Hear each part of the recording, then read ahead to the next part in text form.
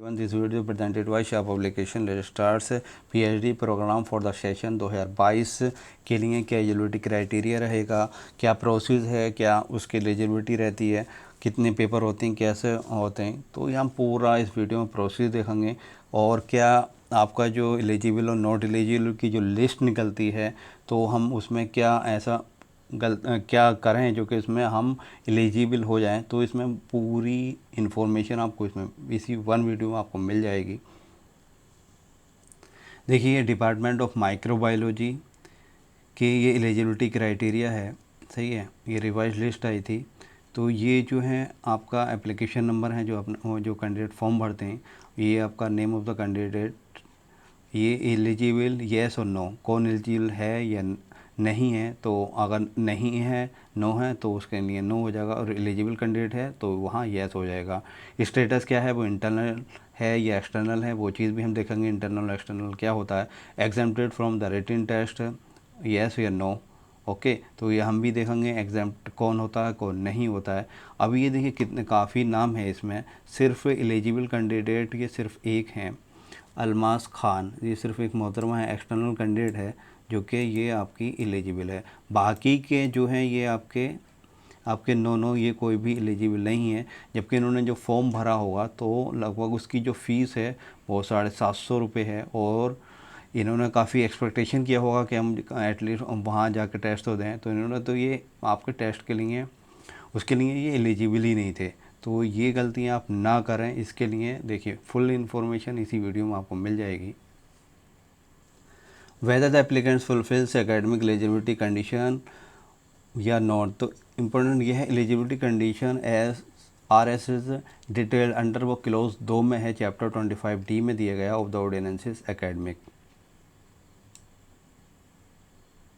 Candidates who have not uploaded their graduation और post graduation की अगर मार्कशीट वो अपलोड नहीं करता है एप्लीकेशन फॉर्म में, तो conditionally permitted to appear in the test. तो उसे कंडीशनली, ज़रूरी नहीं है वो वहाँ का उस डिपार्टमेंट का, कंसर्न डिपार्टमेंट का जहाँ भी आप अप्लाई करेंगे तो वो आपको परमिट करे या नहीं करे, वो आपको नॉट एलिजिबल में भी डाल सकता है। तो आप ये गलती मत करिएगा कि आप अपने डॉक्यूमेंट ना उसमें अपलोड करें एप्लीकेशन फॉर्म में। तो आपको मस्ट हो जाता है, कंपलसरी है कि आपको एप्लीकेशन फॉर्म में जब आप भरेंगे, क्योंकि पीएचडी एएमयू का एप्लीकेशन फॉर्म जो है ऑनलाइन ही फिल किया जाता है। उसमें आपको ग्रेजुएशन और पोस्ट ग्रेजुएशन की मार्कशीट ज़रूर अपलोड करनी है, subject to the procedure the marksheet at the time of presentation cum interview if short listed. अगर वो रिटन टेस्ट में, क्योंकि देखिए रिटन टेस्ट एक तो सेक्शन ए और सेक्शन बी होगा। ओके, सेक्शन ए जो है वो फैकल्टी वाइज कॉमन होता है, सेक्शन बी जो है आपका डिपार्टमेंटल ऑब्लिक डिसिप्लिन वाइज रहता है। अगर उसमें दोनों में नाम आ जाता है तो वो शॉर्ट लिस्टेड होंगे, काय के लिए, प्रेजेंटेशन कम इंटरव्यू के लिए। ओके, तो ये प्रोसेस। अब इंटरनल और एक्सटर्नल होता क्या है, हम ये लोग ये देख लेते हैं। डेफिनेशन इंटरनल की है क्या, तो an internal candidate is one who has passed the qualifying examination of this university.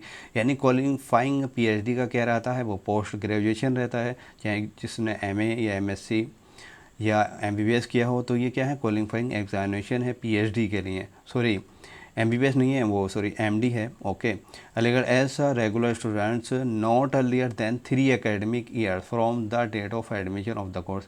जिस ईयर वो डेट ऑफ कोर्स एडमिशन लेगा उसके लास्ट 3 एकेडमिक ईयर्स तक वो कैंडिडेट क्या है, वो एलिजिबल रहेगा।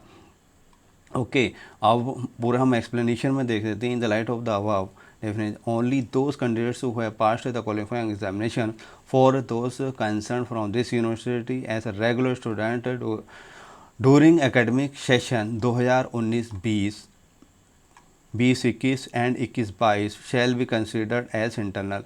यानी 18 और 19 का अगर कोई कैंडिडेट होगा, ओके, तो वो इंटरनल नहीं माना जाएगा, क्यों, वो उसे इंटर्नशिप नहीं मिलेगी। क्योंकि आप जो एप्लीकेशन में जो फॉर्म भरोगे आप वो 22-23 के लिए अप्लाई करोगे, तो इसमें 22-23 के हिसाब से मैं बता रहा हूँ। तो 18 और 19 सेशन का जो एएमयू का इंटरनल स्टूडेंट जिसने यहाँ से पीजी किया है, पोस्ट ग्रेजुएशन किया है, वो एज ए इंटरनल स्टूडेंट नहीं कंसिडर करा जाएगा, वो as a external student consider किया जाएगा। ओके, ये पॉइंट आपका क्लियर हो गया होगा। ये भी बहुत इंपॉर्टेंट पॉइंट है। Most important, only those candidates who have passed the qualifying examination in the session 2021-22, जो कैंडिडेट 21-22 में पास आउट किए हों या उससे पहले करे हों, वो आपके एलिजिबल रहेंगे 22-23 के एडमिशन के लिए। Okay, are eligible to appear in the admission test. Candidates passing the qualifying examination in 2022-23 में आर नॉट एलिजिबल, क्योंकि आप 22-23 के ही लिए पीएचडी एप्लीकेशन फॉर्म भरोगे, तो क्योंकि एएमयू का सेशन जो है लेट चला है, इसलिए 22-23 के जो पास आउट होंगे वो एलिजिबल नहीं होंगे। तो आप फॉर्म मत भरिएगा जो 2022 और 23 के एलिजिबल कैंडिडेट्स हैं। Okay, whether the applicant is eligible to be awarded 50% marks without appearing in the written test, यानी विदाउट, बगैर आपके टेस्ट में बैठे हुए आपको क्या है 50% मार्क्स अवार्ड हो जाएंगे।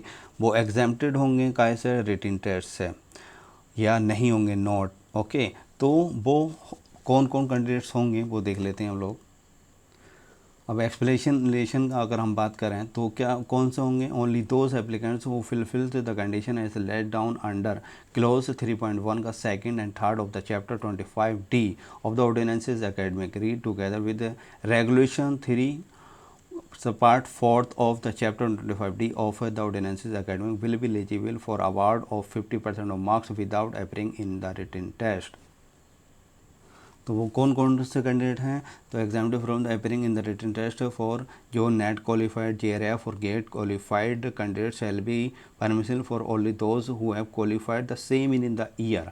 कौन कौन से, जो लास्ट 3 ईयर्स के होंगे वो आपके, चाहे वो जिसने नेट निकाला हो या जेआरएफ या गेट वगैरह, तो वो क्या है एग्जाम्प्ट होंगे एडमिशन इसमें रिटन टेस्ट से। क्या है qualified in the same in the year, जिन्होंने 2020, 21 और 2022 में निकाला है, only have attached documentary proof of the same with their application form. जब आप ऑनलाइन एप्लीकेशन फॉर्म भरोगे तो उसका आप प्रूफ निकाल दोगे, नेट, जेआरएफ और गेट का आपको अपलोड करना होगा। ओके, वो ही एग्जेम्प्टेड रहेंगे। जिन्होंने 2019 में निकाला होगा नेट, जेआरएफ, गेट, वो एलिजिबल नहीं होंगे, एग्जाम्प्ट नहीं होंगे रिटन टेस्ट से, उन्हें देना होगा। नेट, जेआरएफ और गेट कौन कौन सी ऑर्गेनाइजेशन करवाती हैं, यूजीसी से या डीबीटी, सही है, उन्हें ही क्या है without appearing in the written test में 50% मार्क्स ऐसे दे दिया जाएगा। क्वालिफाइंग नेचर रहता है प्रेजेंटेशन कम इंटरव्यू के लिए। जो कैंडिडेट एग्जाम्प्ट है रिटन टेस्ट में, तो वो अगर रिटन टेस्ट देना चाहे तो वो उसकी जो है वो अपना इम्प्रूवमेंट कर सकता है रिटन टेस्ट देने से, क्योंकि उसके जो है बेस्ट काउंट होंगे, या तो वो जो रिटन 50% मार्क्स तो आपको नेट, जेआरएफ, गेट के बेस पे मिल जाएंगे क्योंकि आप एग्जाम्प्टेड रहोगे।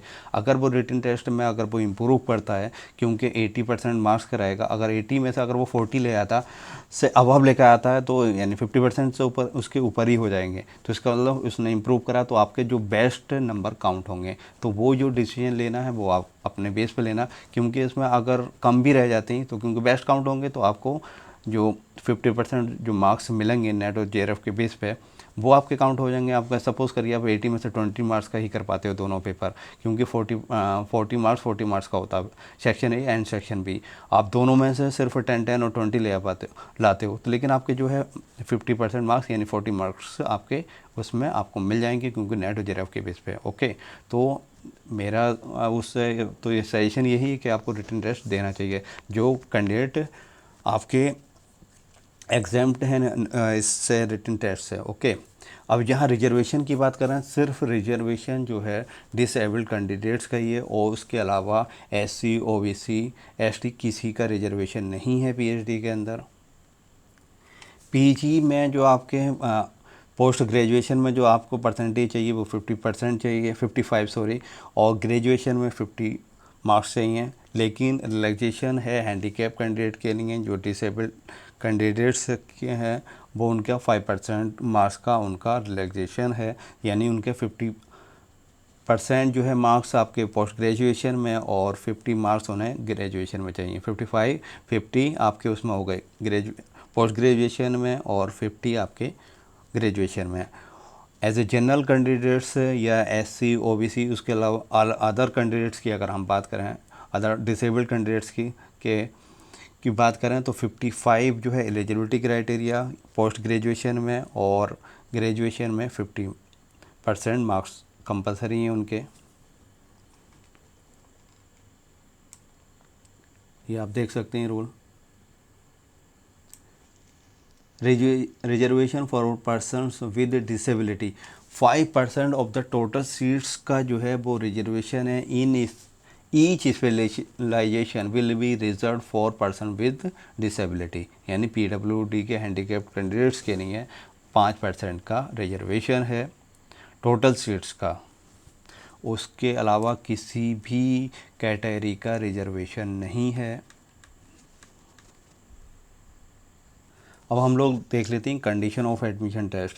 एडमिशन टेस्ट जो होगा वो रिटन टेस्ट होगा। Okay, and eligible candidates as per proviso 2.1 ऑफ the chapter 25D of the ordinances academy shall be required to appear in the written test except foreign nationals and those who are exempted as per provision 3.1 का second and do not wish to improve on it। वो चाहें तो जो exempt हैं candidate वो अपना condition वो improve कर सकते हैं। अगर वो रिटन टेस्ट देते हैं तो उनके जो है बेस्ट काउंट होंगे, या तो वो 50% मिलेंगे on the basis of net JRF के बेस पे, गेट के बेस पे, या फिर उनके जो पेपर देंगे उसमें जो उनके मार्क्स आएंगे या उसके बेस पर आएंगे, क्योंकि बेस्ट काउंट होंगे। Okay,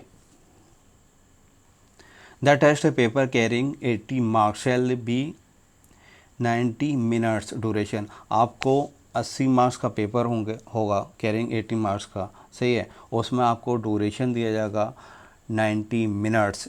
it shall consist of the following section. Section 3 होंगे उसमें। सेक्शन ए जो है आपका research aptitude methodology, it shall be 45 minutes. ये कितना ड्यूरेशन मिल रहा है आपको? 45 मिनट्स मिल रहे हैं, जिसमें आपको 40 MCQs बेस्ड क्वेश्चंस रहेंगे, 40 मल्टीपल चॉइस क्वेश्चंस और 1 मार्क ईच का होगा, क्योंकि यानी 40 ही क्वेश्चन पूछे जाएंगे और 40 ही मार्क्स का, 1 मार्क्स का एक रहेगा, यानी 40 मार्क्स के क्वेश्चन रहेंगे। ओके, और किस पे रहेगा? रिसर्च एप्टीट्यूड एंड मेथोडोलॉजी, ये सेक्शन ए रहेगा। जो कि सेक्शन ए जो है वो फैकल्टी वाइज कॉमन है, जितने भी उसमें डिपार्टमेंट हैं और डिसिप्लिन्स हैं तो उनके लिए एक कॉमन रहेगा। और दूसरा जो है आपका सेक्शन बी की अगर हम बात करें तो वो subject specific, it shall be 45 minutes duration, there shall be 40 multiple choice question MCQs रहेगा और 1 मार्क ईच है, covering equitably as far as possible all topics of syllabus. और आपको सिलेबस आपको AMU www.controllerAMUexam.com पे मिल जाएगा। तो सेक्शन बी जो है आपका, देखिए सेक्शन ए जो हो गया फॉर ऑल कैंडिडेट्स के लिए हो गया, उस फैकल्टी के ऑल जितने भी डिसिप्लिन और डिपार्टमेंट्स हैं। और सेक्शन बी जो हो गया वो आपका एक स्पेसिफिक स्पेशलाइजेशन और डिपार्टमेंटल वाइज रहेगा। ओके, उसके बाद इनमें अगर क्वालिफाइड करते हो, क्वालिफाइंग जो नेचर है वो 50% मार्क्स का है। अगर 50% यानी 80 में से आप 50% मार्क्स लेके आते हो सेक्शन ए और बी में, तो आप प्रेजेंटेशन कम इंटरव्यू के लिए एलिजिबल हो जाते हो। ओके, इसमें कोई भी नेगेटिव मार्किंग नहीं है, there shall be no negative marking. अगर इसमें हम एलिजिबिलिटी की बात करें, देखिए एलिजिबिलिटी जो है पोस्ट ग्रेजुएशन में आपको 55% चाहिए, सही है, ये कंडीशन आप देख लीजिएगा। और ग्रेजुएशन में 50 मार्क्स, पोस्ट ग्रेजुएशन में 55 मार्क्स चाहिए, और ग्रेजुएशन में 50 मार्क्स। 5% का रिलैक्सेशन सिर्फ डिसेबल्ड कैंडिडेट्स को ही मिलेगा मार्क्स में, और किसी को नहीं मिलेगा, वो चाहे किसी भी कैटेगरी का हो। कोई भी क्वेरी हो तो आप वो पूछ सकते हैं। Thanks for watching this video. Please we need your support, please share and subscribe. Thank you for watching this video.